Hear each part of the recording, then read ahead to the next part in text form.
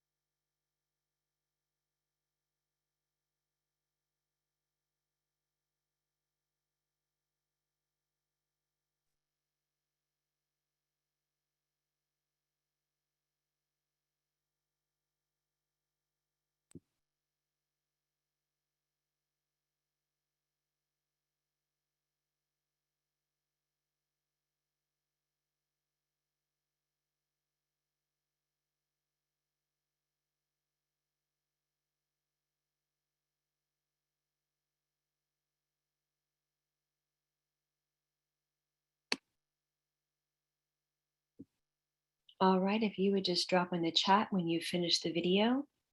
I want to be sure we give enough time for everyone.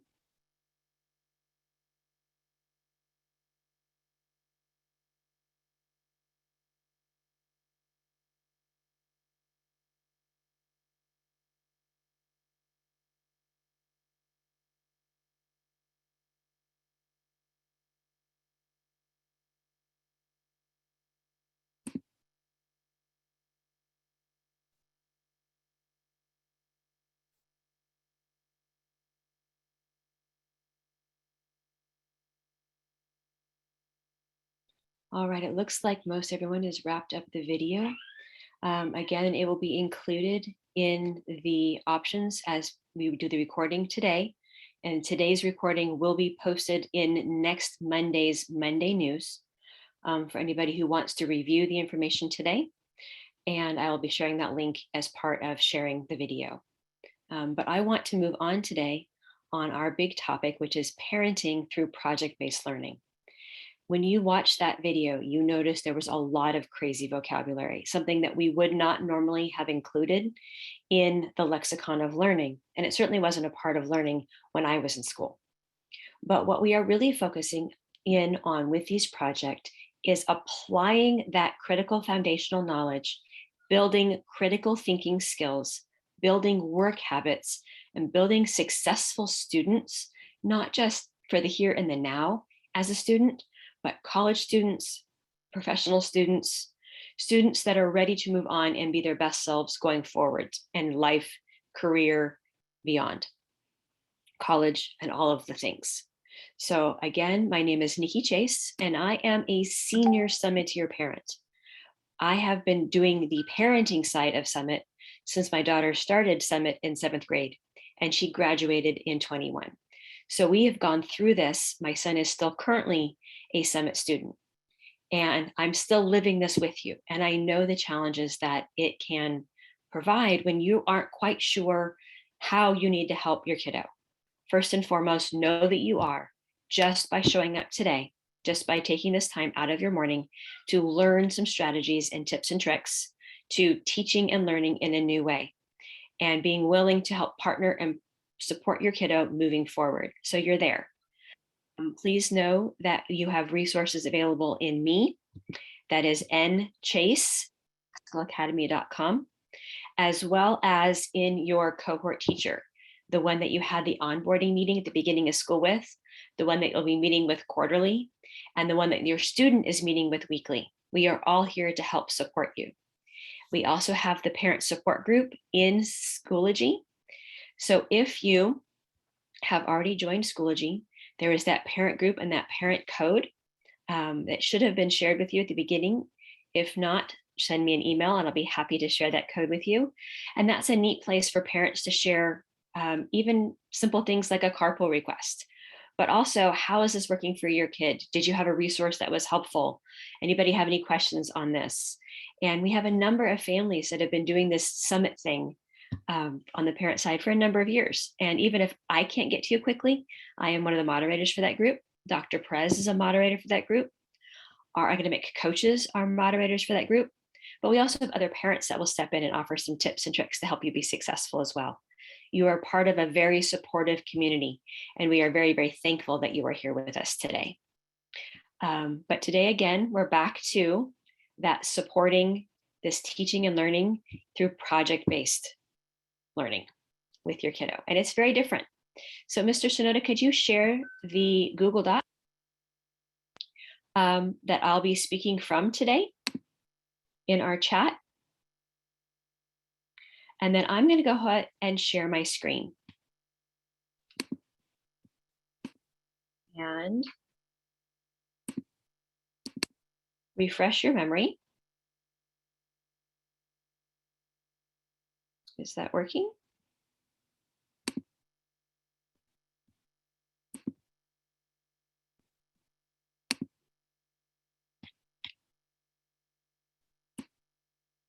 Here we go. Make it so I can see it. And I'm going to refresh your memory that when you are logging in as a parent, you are logging in with what you created, and I will be logging in as a parent today also. So that typically is the email that you used when you created your account and the password that you used.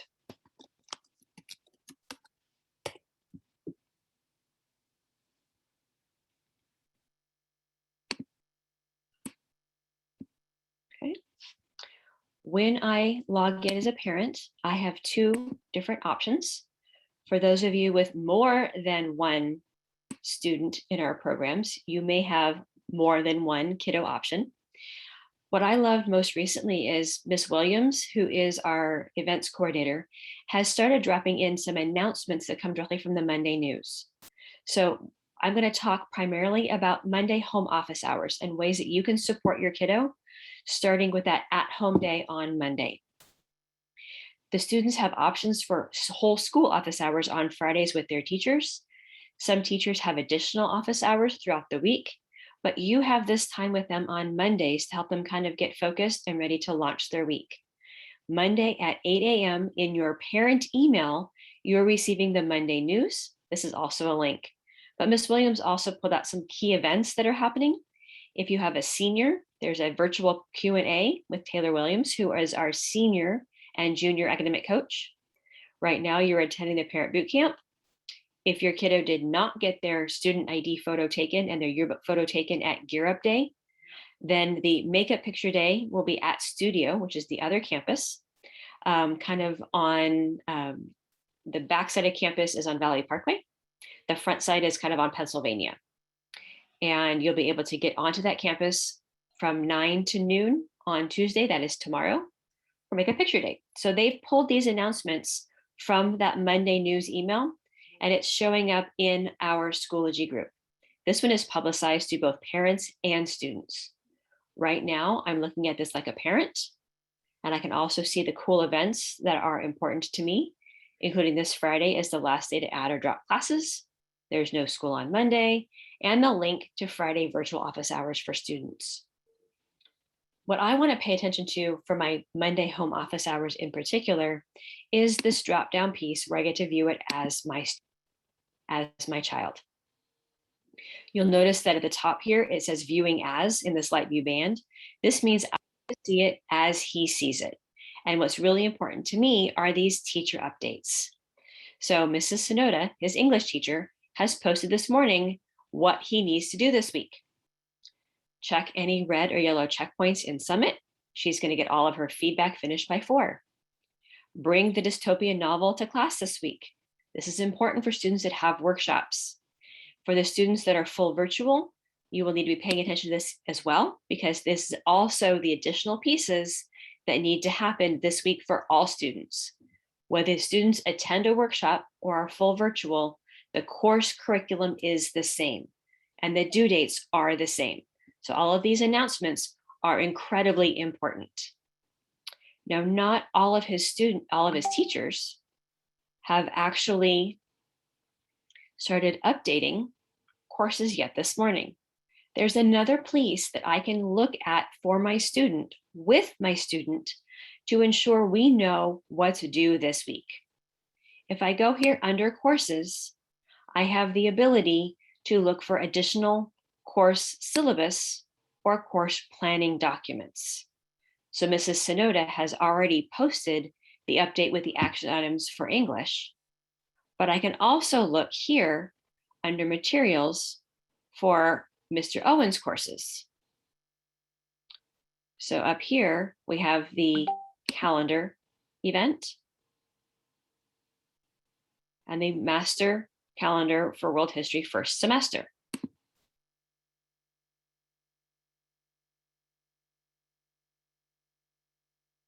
I apologize, my computer is loading slowly. So we can see what Mr. Owen says has to be done every week.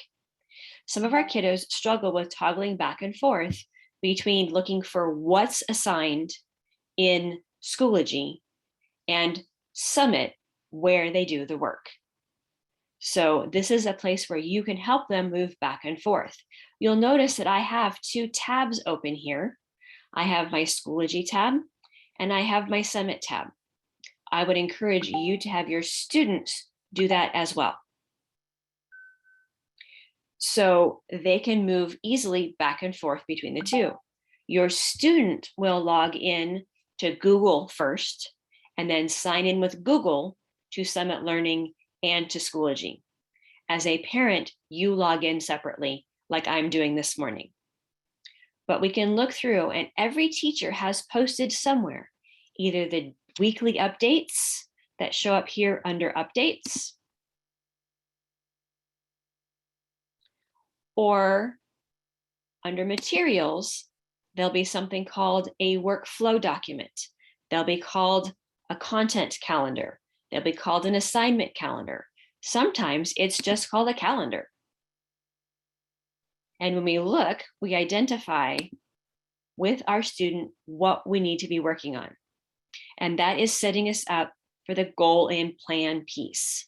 So on Mondays, your job with your kiddo will be reflecting from a previous week and then helping them set goals and plan out their current week. And they'll be doing that using the resources available and the announcements shared in Schoology, and then doing the work in Summit. So for this week, the checkpoint work 1 samples are due, and they need to pass this week what were the effects of the Industrial Revolution.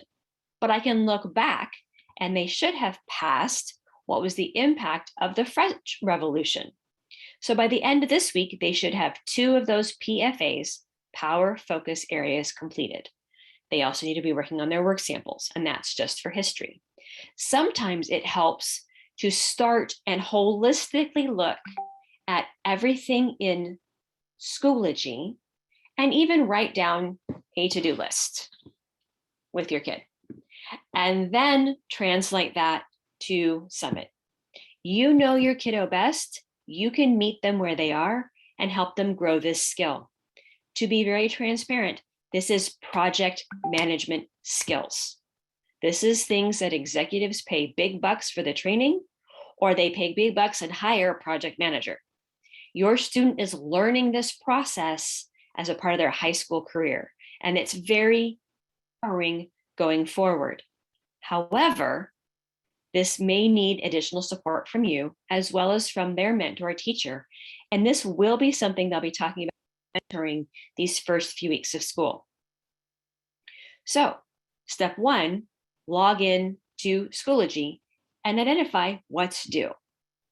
Then we move into Summit and we help them plan it out. So just a reminder that when you log in to summitlearning.org, you click on this log in.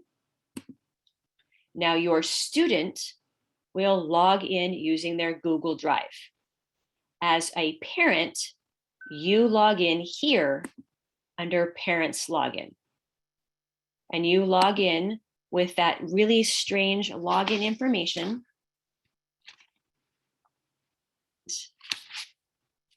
That funny code. And I'm going to be tremendously right now because I had this set and I was already logged in and it has logged me out. So Mr. Sonoda, if we could very briefly pause the recording, it will indicate where they need to keep working. If they did all of the work, but they didn't answer it correctly, or they didn't have a firm grasp of the content, that will also be a yellow. And if they turned in the work and they answered the questions, but they didn't answer them at the 10th grade level, at the 9th grade level, if their answers were too brief and did not show that they comprehended, then that will also trigger a yellow and feedback from the course teacher. To see the feedback, I can open up that checkpoint. I can see the work that was completed. And if there is a comment, the comment will post here, usually to the right of the student work. A green checkpoint where everything was done correctly and completely may not have any feedback. The feedback may simply be 2 thumbs up, you're good to go. Again, Summit uses that digital badging. So stop, red, I didn't turn it in, I missed a deadline, or I totally didn't understand what I was supposed to do. But almost all of us only use red for students that missed the deadline, because that is designed to draw their attention and your attention as their parent that they need to stop and focus on this piece. It's really important. Yellow is the feedback that is, yes, you're working on it, but you aren't quite where you need to be. And green is you're good to go. So that digital badging shows up throughout the platform. But from the parent perspective, it's very valuable at a quick cursory glance to see that everything is on track. Now, a warning. There are some students who are sneaky. And when they know that you're going to check up on them, they will submit for feedback. And it will show submitted for feedback without doing the work. What that typically does is it buys them a few days with you that I've turned it in, I'm waiting for the teacher to grade it. The teacher's going to kick it back, yellow or red, because they didn't complete the work thoroughly. And then you need to follow up that, yes, I remember that you'd submitted for feedback, but you need to make sure that they didn't just game the system by asking for feedback without doing the work. That's a little bit tricky on the parent side.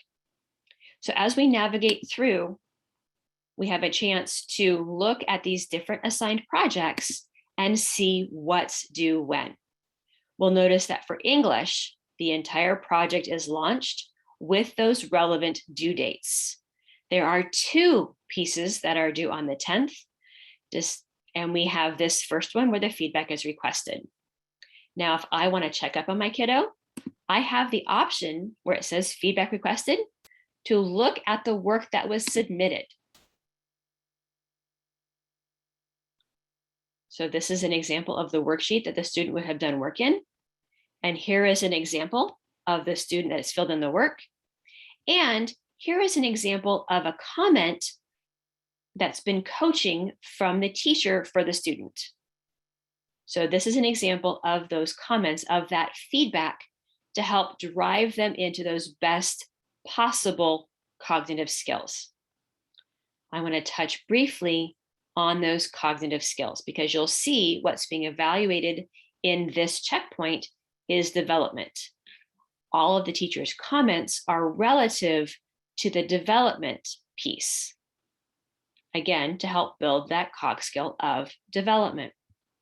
So quite honestly, the easiest place for me to look at this is back at that whole project piece.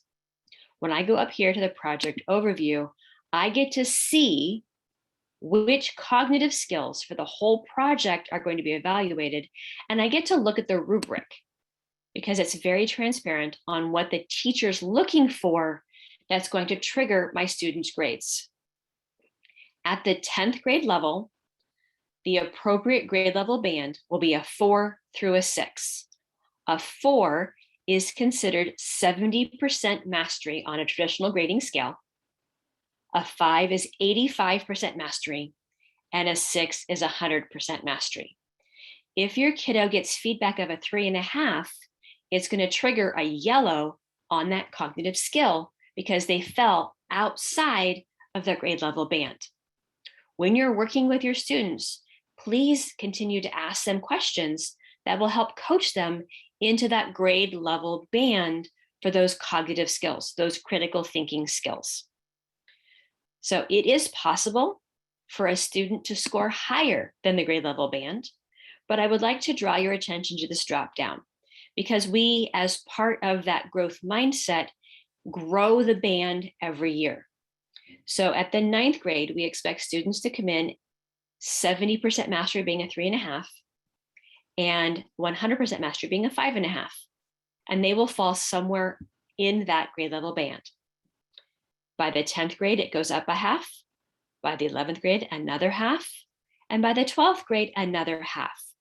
The 12th grade level expects them to start at a 5 and top off 100% mastery at a 7, but still embracing that growth mindset.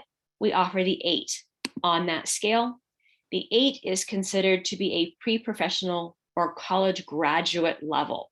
So these are for the rock stars, those kiddos that are super high flyers and are really shooting to grow those cognitive skills.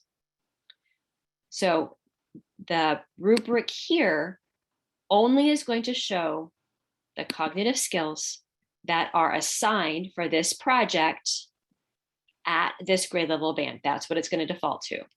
And we get to see those different cognitive skills as they relate to composing and writing, listening and speaking, products and presentation, and textual analysis. So this is how your student is going to be graded. What does that look like in a project? Okay, so as they're getting feedback, they're getting coached into producing a final product that will show grade level mastery. This dystopian project has 3 final products that are going to be graded using that rubric on those cognitive skills. The first product is the discussion. The second is an on-demand literary analysis essay. And the third is a dystopian short story. All of these will take the students' knowledge that they've learned through this process and through these power focus areas and apply them in these final products. So simultaneously, while they are working on these small check-ins in this project, they will also be working on these focus areas of plot devices and characterization. Our next parent boot camp that happens the Monday after Labor Day. We're not boot camping on Labor Day, it's a national holiday. But the next Monday, I'll be talking through how we can help them learn the material independently using self-direction and self-teaching skills with your support. But today we're focusing on projects, and I just want to draw your attention to this is the content knowledge, plot devices, and characterization that they are going to be applying here in these projects. They are not going to be able to create their own dystopian short story at a high middle level, at that 4 to 6 level, without understanding what characterization and plot devices are and how to use them. These pieces have their own individual due dates. Notice that they are spread out to help the students be successful in applying that knowledge. And each one has its specific cognitive skills that are going to be applied. So they are going to be contributing to evidence-based discussions, and they're going to be providing support in norms and active listening. And again, that rubric is right here, knowing how they're going to be evaluated at that 4th to 6th grade level. So at a glance, as a parent, I now know on Mondays that I want to be looking through the Schoology assignments and communication and having them plan out their work for the week to be sure they don't fall behind. But on Friday, I can follow up and be checking their progress. At a quick glance, I can be looking here at their year view. Again, red is bad. They missed a deadline and didn't turn something in. Yellow is slow down. You didn't do it at the appropriate grade level. You missed a piece, or you didn't show that you understood the content well enough. And green is you're progressing, you're good to go. I look and mouse over, and I can see a green as it pops up on those checkpoints. And I can see the green here in those power focus areas. Okay, so at a glance, the year view gives me some good information as a parent. The next one down is my progress. If I go to my progress, I can see that currently my student has set 5 goals this week, but hasn't done any of them. And that last week they finished 15 of 15 goals. I can scroll back. Green here means we got good feedback on a project. Green here with the check mark means we mastered a power focus area. The grades will show up here on your progress. Now, in the beginning, they will only show NA because the student cannot have a grade without completing the first project. I want to draw your attention to the grade breakdown by clicking here. The grades are made up of 70% from their projects. Without their first project being scored, the algorithm cannot calculate the grade. We looked at all of those different cognitive skills that are going to show up here in that first dystopian project for English.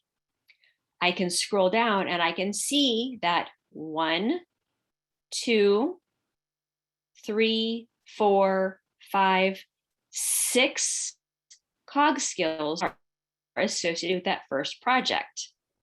As they get submitted based on that timeline in that project overview, the scores will load here and this average will change. The average is comprised of the highest score for each cognitive skill. There are 14 skills for this English course, which means at the end of the semester, all 14 scores will be averaged and it will fall somewhere, hopefully, within this grade level band. Without having a project scored yet, the grade can't happen, but that doesn't mean this page isn't as important for me as a parent. I'm going to watch for these to fall here and the average to score up. I'm also going to be able to look here at power focus areas. As of today, based on that pacing line, none of them needed to be mastered, but my student has mastered 1. So we are squared away and he is on track. Now it says there's 40 weeks left of school. Not really. We really only have until the end of the semester. But we want to be sure that as this pacing line moves, we have turned the green all of the ones to the left of that pacing line. And there are 1, 2, 3, 4, 5, 6 power focus areas that must be completed to earn credit for the course.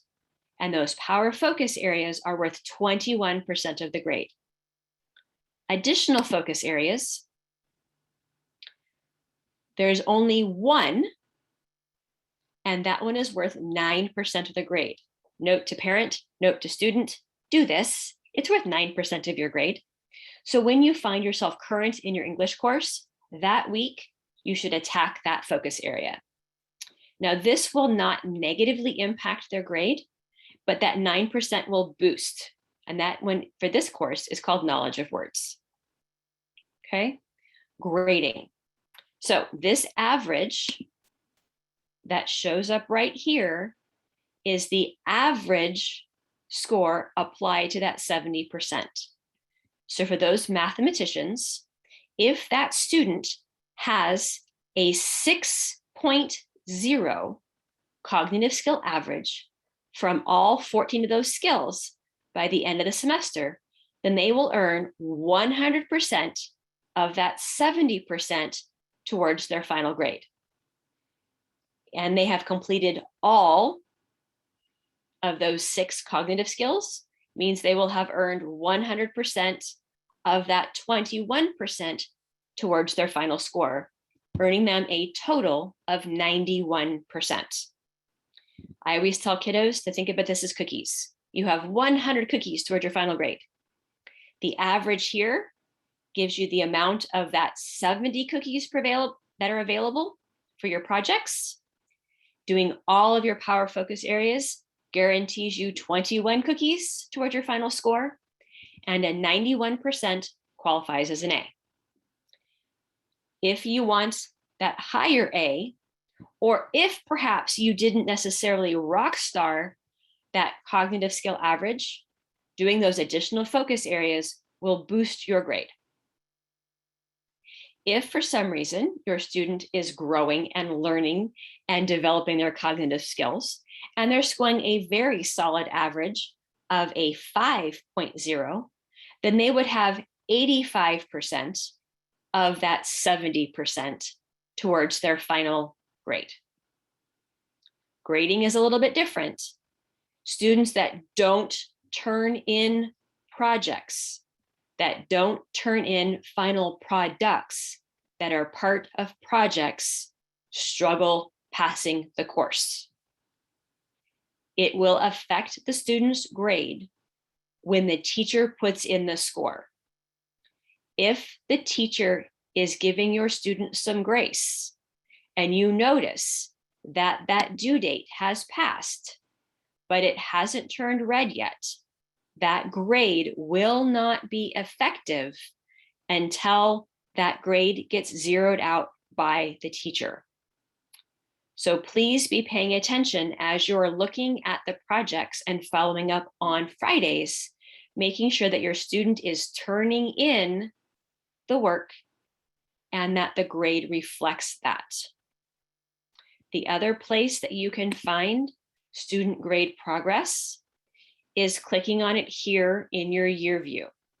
Notice when I mouse over the course grade, I can open that link. That will also show me the distribution of all of those 14 cog skills and which project they're associated with. It will also show me the progress we're making here for those power focus areas and those additional focus areas. I can click on the project here or mouse over, and I can see that checkpoint green progress, as well as that related focus area progress. So there are lots of places in the parent login that I can look to see my students' progress and activities, remembering that green is good, yellow is, ooh, I need to pay attention to you, caution, there's something going on here, and red, stop, dig in, this is a problem. Okay, that is what I wanted to share with you. And now I will pause for questions. Mr. Sonoda, do you want to speak from the chat? Yeah, we do have a couple of questions here. Let me pull them up. So just to clarify, students are able to set goals from the power focus area. Correct. Students can set goals if from within the power focus area. They can also set goals from within the project. So for example, and there are quick click goals available that will help them set SMART goals. If I open this first, or rather this next checkpoint, if I'm looking at this creating your hypothesis checkpoint, I have the ability to set goals in the project. I have to move one of my toolbars. It's in the way. So down here, we have the option to create goals. Because I'm in the project, the software is going to default to a project goal. And so I can choose to review feedback. If your student has received yellow feedback, the first action item they have with you on that Monday home office hours is to review that feedback, because the teachers provided them some coaching to move into the best possible product. In this case, my student has new feedback that is green, which should indicate they're ready to move on, and they should just finish the next checkpoint, which is creating your hypothesis and then create goal. So from within the software, it's going to set them up to create goals related to that part of the software. Again, as a parent, I can't create a goal. It's on his behalf. It's going to trigger an alert. But very much the same way in the project, in a power focus area, I remember from looking at it in Schoology that my student should be working on his next power focus area in world history. So I open that one up. I click on create a goal. I need to study and take notes this week. I'm going to skip that step of which kind of notes. And today I'm going to focus on objective 1 and create the goal. That will land on my year view for my week view for today. We do have a parent asking if we're going to be going over this with students and teaching them how to create goals. The teachers in workshop should be talking about creating goals. For those students who are enrolled in that PL 101 course, we talk about it briefly in our first welcome project. And then there is a whole unit set aside for goal setting, both short-term and long-term goals, and how to create SMART goals. And then just really quick, as a quick reminder, could you explain what the SMART goal, what is a SMART goal really quick? I can, but there's a resource right here that you can view as a parent and that the students get to learn about. And it is setting SMART goals: specific, measurable, attainable, relevant, and time-based. So as they work through that drill down, quick click goal, it guides them through those very specific, measurable, attainable, relevant, and time-based goals. Time-based means it drops them on their platform for today, and then they can choose to drag and drop them across the week, identifying which goal they want to address during which pocket of time. But there's a resource right here for setting SMART goals that's available to both students and parents. Also, too, it should be noted that a lot of teachers, or specifically mentors, myself included, during our mentoring time, we'll work with students on their goals, as well as from 9 to 9:30 on Fridays, we have time set aside to work with students and kind of do mini lessons on things like SMART goals and how to do time management type stuff. If that's something that your student might be interested in, it might be worthwhile to message your mentor teacher and be like, hey, my student needs some help with this. What do you think? Or even better, have your student message them and say, hey, I need some help with this. Excellent. Thank you for that. We do have a couple more questions. The next one is, if there's no due date, does that mean that there's no finish date for that piece? Good clarifying question. So we had a sample of that being in chemistry.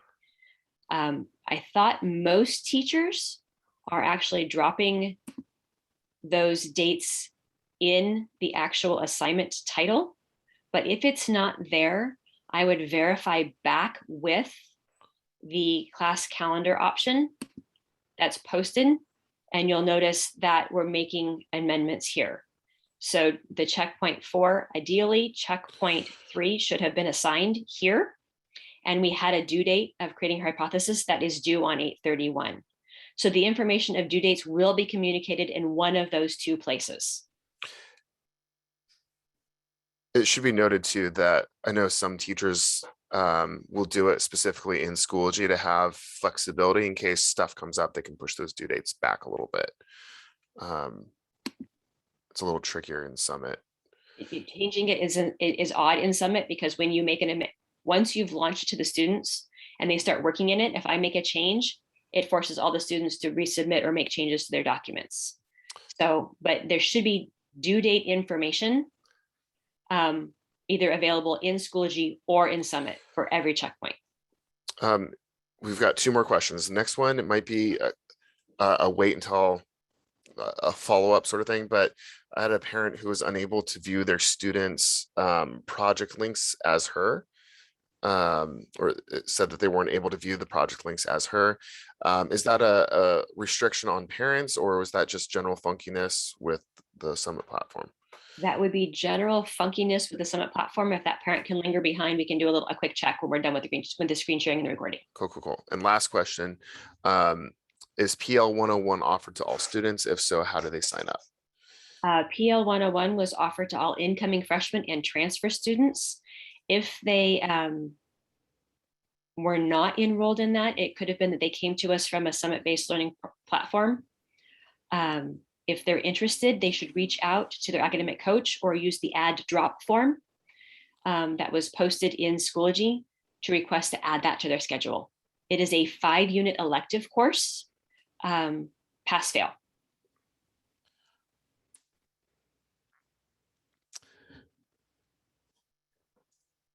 All right, so those were all the questions I've had so far in the chat.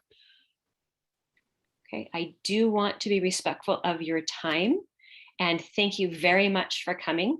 Mr. Sonoda, if you want to go ahead and end the recording now.